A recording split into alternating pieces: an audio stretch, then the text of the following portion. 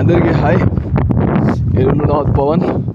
కాజా Himalayas. Present అయితే కాజాలో ఉన్న ఈ అగ్రికల్చర్ ల్యాండ్ సైడ్ వచ్చాను.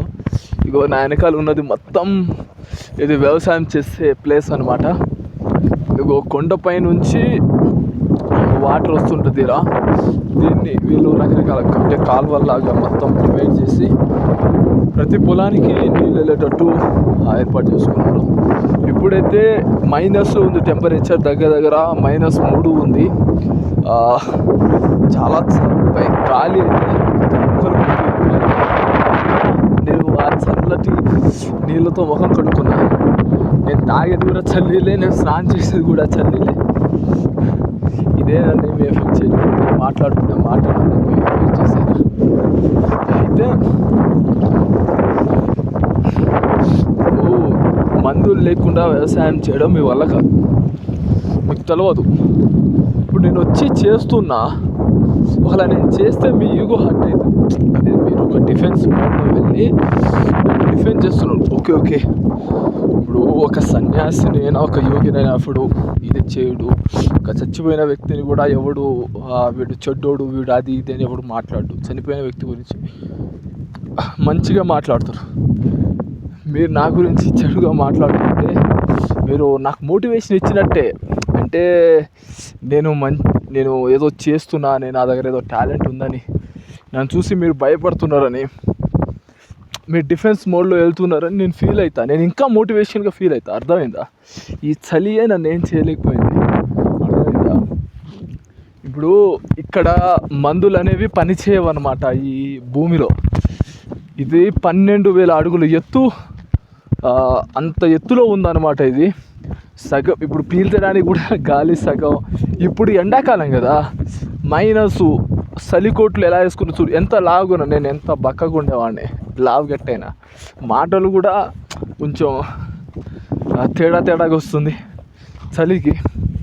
సో ఇక్కడ ఎలాంటి మందులు పనిచేయవు కాబట్టి వీళ్ళు చచ్చినట్టు న్యాచురల్ పద్ధతి ఉపయోగించి ఆ పద్ధతిలోనే పంటలు పండించాలి.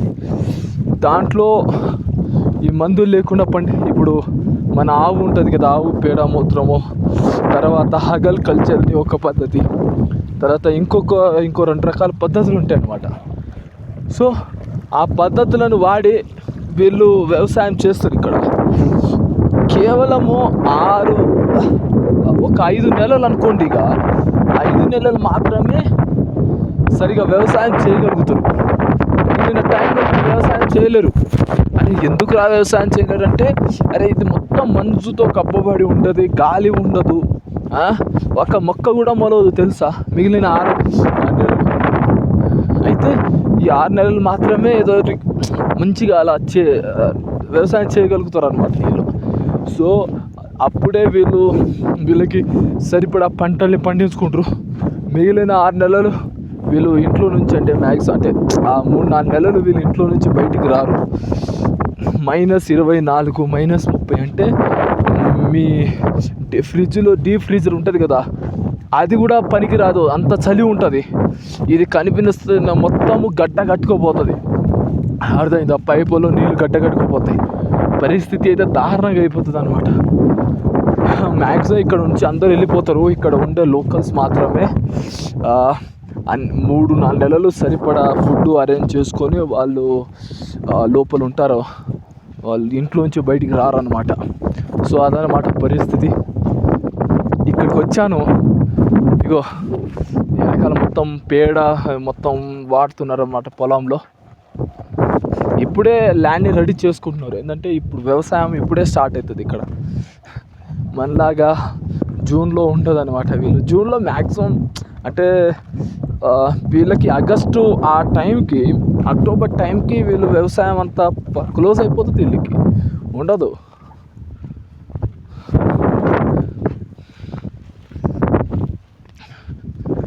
సో ఇక్కడ మట్టితో బిల్డింగ్లు కట్టడం, మందు లేకుండా వ్యవసాయం చేయడం అనేది మ్యాక్సిమం చాలా క్లారిటీగా నేర్చుకున్నా.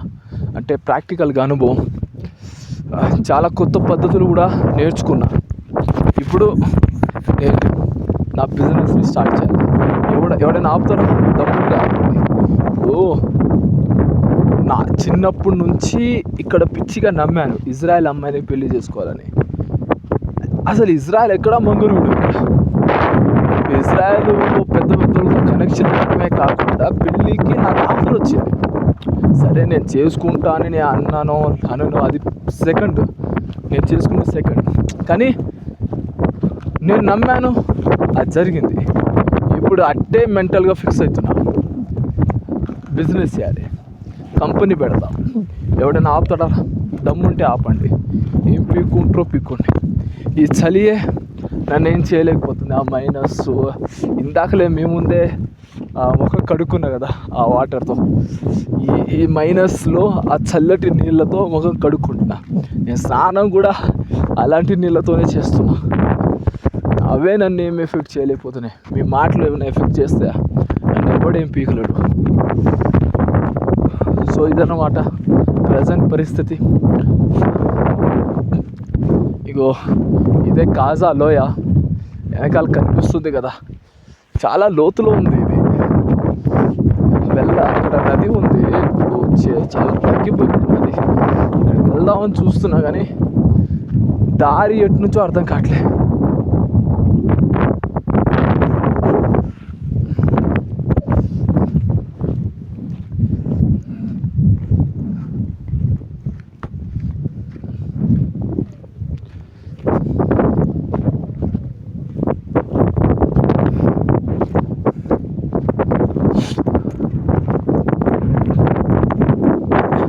వెనకాల కనిపిస్తుంది కదా, అదే కాజా. నా ఒక బేకరీ దగ్గరికి వెళ్ళి కాజా ఇవ్వమని అడిగా. వాడికి కాజా మన ఫుడ్ తెలియదు కదా. వాడు క్యా కాజా రే, నువ్వు కాజాలోనే ఉన్నావు కదరా, ఏం కాజా కావాలరా అని అంటాడు.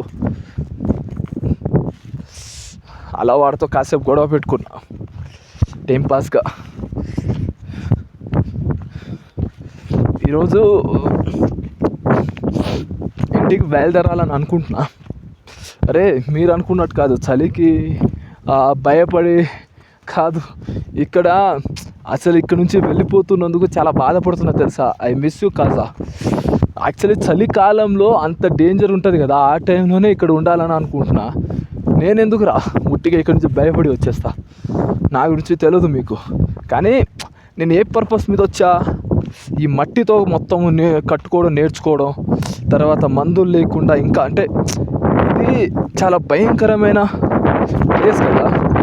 ఇక్కడే వీళ్ళు మందులు లేకుండా అలా పండించినప్పుడు, ఆ పంటలు తట్టుకున్నప్పుడు మన ప్రాంతంలో ఖచ్చితంగా అవి పనిచేస్తాయి అన్నమాట. సో అలాంటి పద్ధతులు అవి మొత్తం నేర్చుకుందాము అనుభవంతో అనే ఆలోచనతోనే నేను ఇక్కడికి వచ్చాను. యాక్చువల్లీ 2 నెలలు నేర్పించే వాళ్ళైతే 2 నెలల కన్నా ఎక్కువ పడతాయి అన్నారు, కానీ ఒక్క వారంలోనే నేర్చుకున్నాం మొత్తం. వాళ్ళే షాక్ అయిపోయారు, ఇంత తొందరగా ఎట్లా నేర్చుకున్నారు అని. ఇప్పుడు ఇంటికి రావాలి, స్టార్ట్ చేయాలి. మీరైతే నన్ను చూసి ఏడ్చి చావండి, అర్థమైందా? మాట్లాడుకుంటూ ఇష్టం వచ్చినట్టు.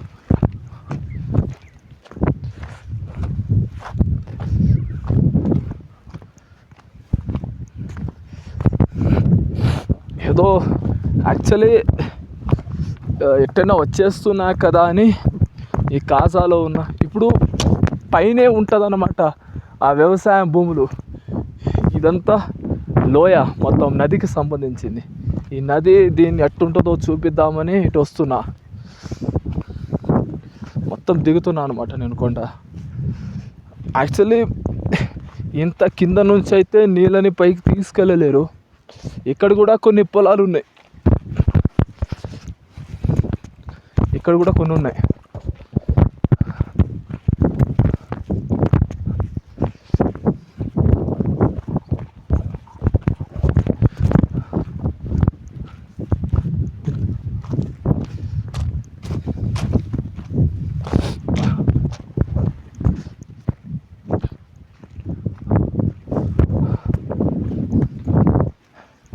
వెనకాల కొన్ని చెట్లు కనిపిస్తున్నాయి కదా, అవే అవే ఇక్కడ దిక్కు అనమాట. ఆ చెట్లని నరుక్కోవడం, మళ్ళీ అవి పెరిగినప్పుడు ఇగో వెనక ఈ పొదలు కూడా ఉన్నాయి కదా, ఇలా చిన్న చిన్న పొదలు ఉంటాయి.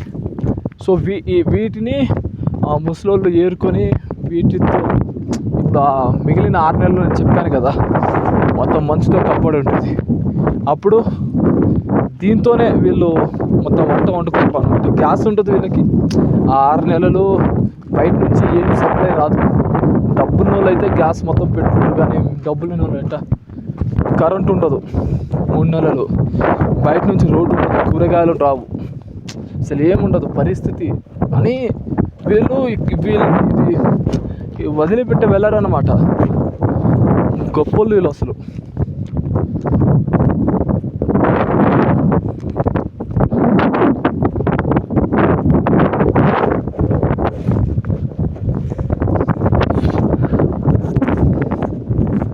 ఇప్పుడు నది మధ్యలో ఉన్నా, నేను చాలా రిస్క్ చేసి వెళ్తున్నా మీకు చూపిద్దామని. ఇలా కొంతమంది వెళ్ళారు. అప్పుడు ఇక్కడ పైన డ్యామ్ ఉంటుంది అనమాట. వాళ్ళు ఏ టైంకి ఓపెన్ చేస్తారో తెలియదు. అలా ఓపెన్ చేస్తారనుకో, నీళ్ళు ఎక్కడ స్పీడ్గా వస్తాయి కూడా మనకి అర్థం కాదు. ఎందుకంటే ఇది కొండలు కదా, కొట్టుకొని వెళ్ళిపోతుంది అంతే. ఈ నది పేరు స్పిటి.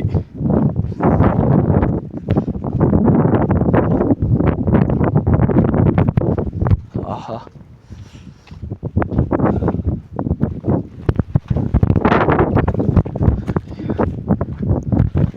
ఎండాకాలం కాబట్టి నీళ్ళు లేవు. ఇప్పుడు కొంచెం చిన్న పాయలుగా నీళ్ళు వెళ్తున్నాయి. ఇవి ఎంత చల్లగా ఉంటాయి తెలుసా. ముఖం కడుక్కుందాం మళ్ళా ఈ మైనస్లో చల్లటి నీళ్ళతో ఆ ముఖం కిక్కే వేరు అనమాట. చలి ఎంత భయంకరంగా వస్తుందో అంత కిక్ వస్తుంది నాకు.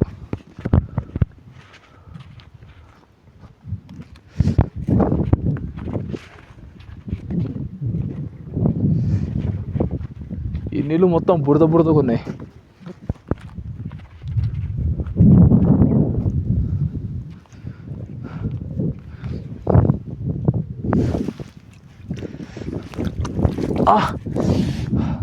మొత్తం గడ్డగడ్డుకోబోతుంది, అంత చల్లగా ఉంది.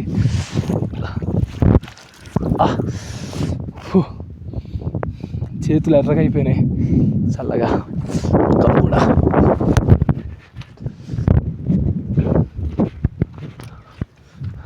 వెనకాల కాజా కనిపిస్తుంది కదా, కాజాలో నాకు కాజా దొరకట్లేదు బ్రో తిందామంటే.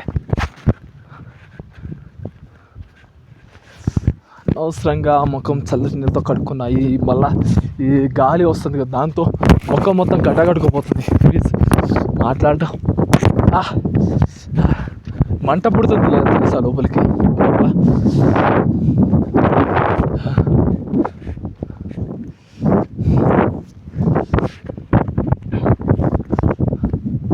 యాక్చువల్లీ పర్మిషన్ లేదు. పర్మిషన్ ఉంటే నేను బయటకు వచ్చి ఈ నీళ్ళలోనే స్నానం చేసేవాడిని.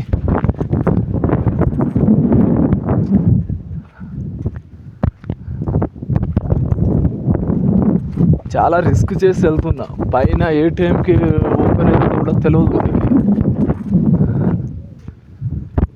ఒకవేళ ఓపెన్ అయిందనుకో గోవిందా, మనకి ఈత కూడా రాదు. మళ్ళా మన సైడ్ ఉన్నట్టు నదుల్లాగా ఉండదు ఇక్కడ నీళ్ళు.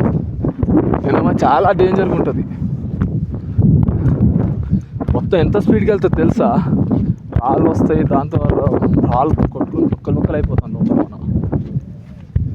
హిమాలయాస్ కదా.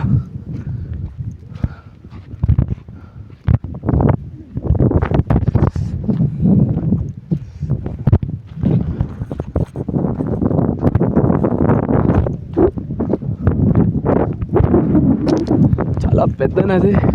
ఎండాకాలంలో అసలు ఏం లేకుండా అయిపోయింది.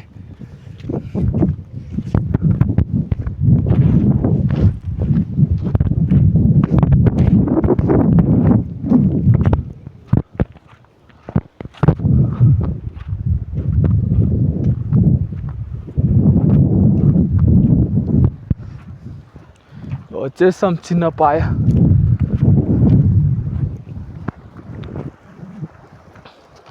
ఇగో ఇదే స్పిటి నది యొక్క చిన్న పాయలాగే ఉంది. ఇక మెయిన్ పాయగా ఆ సైడ్ నుంచి వెళ్తుంది. ఇప్పుడు దీన్ని మనం క్రాస్ చేయలేం. మళ్ళా ముఖం కడుక్కుందాం. ఎవడరా మన నాపేది దీనమ్మ. ఇది మంచు కరిగి వస్తుంది అనమాట. కాబట్టి ఇది బాగా చల్లగా ఉంటుంది. ఇది అప్పుడు మనం కడుక్కున్న ఆ వాటర్ కన్నా ఇంకా భయంకరంగా చల్లగా ఉంది.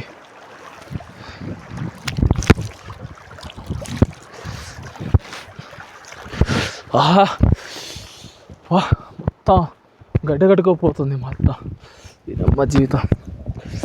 ఆహా ఎర్రగా అయిపోయింది, ఇంకా దారుణంగా అయిపోయింది.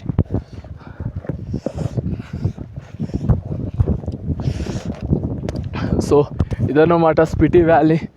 ఇది ఈ నది పేరు స్పిటి. ఇది చాలా పెద్దగా ఉంటుంది. కాబట్టి ఈ నది ఎక్కడి వరకు అయితే వెళ్తుందో అది మొత్తం స్పిటి వ్యాలీ అని అంటారు. సో ఇది అటు కిన్నూరు సైడ్ వెళ్ళి ఆ సట్లెజ్ అనే నదిలో కలుస్తుంది. ఆ సట్లెజ్ నది బియాస్లో కలుస్తుంది. బియాస్ వెళ్ళి సింధు నదిలో కలుస్తుంది. సింధు నది ఆ పాకిస్తాన్లో నుంచి అలా అరేబియా సముద్రంలో కలుస్తుంది. చాలా పెద్ద సౌదీ. సరే బాయ్, మరొక కాన్సెప్ట్ కలుద్దాం. యాక్చువల్లీ నేను ఇంటికి వచ్చేటప్పుడు ఈ స్పిటి వ్యాలీ ఎలా ఉంటుందో నేను వీడియో తీసి మీకు పెడతాను, మీరు చూడండి. అది కాకుండా మనం మిస్ అవ్వకూడదు ఏంటంటే హిందుస్థాన్ టిబెటియన్ హైవే ప్రపంచంలో డేంజర్ రోడ్ అన్నమాట. ఎంత డేంజర్ అంటే గుండెలు జారిపోతాయి. సో అది కూడా వీడియో చేసి మీకు పెడతాను. సరే మరి ఉంటాను.